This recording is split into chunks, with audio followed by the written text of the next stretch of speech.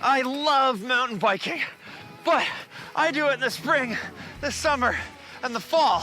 I did not think you could do it during the winter, but you can. You just have to take a few things into account. I decided to talk to Mark Malpass and his family.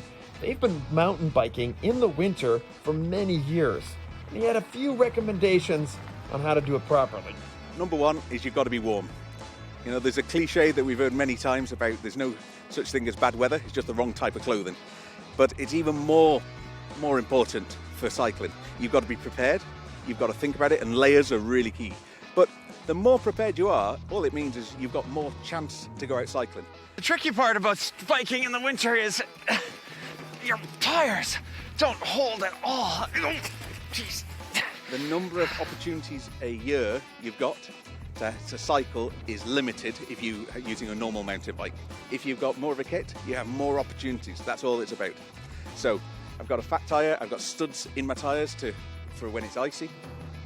My wife Sarah's got studs in her tyres. Her tyres aren't as fat, so it doesn't go in the deep snow. When you're biking in the winter, one of the most important things is equipment. And it's not just the bike, it's the gear you have to wear. You don't want to get those lungfuls of really cold, dry air into the bottom of your lungs. But wearing a mask sort of helps, not just for the pandemic. We wear sort of a face covering to back wind chill on your cheeks as well. That really helps a lot. Always a set of sunglasses, even if it's clear. When it gets really bad, yeah, we have goggles to go on as well. As you can see, I've got a skull cap on underneath my helmet. That takes the wind chill off your ears.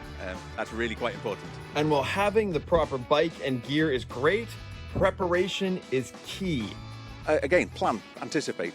Think about what trails are going to be ploughed and gritted, what's a bit safer to go on like that. When we first started doing this winter, we went out and walked it all first. So we knew where we were going to go. We knew that we could get the trailer with our daughter in there because we knew the trailer would go as we were walking.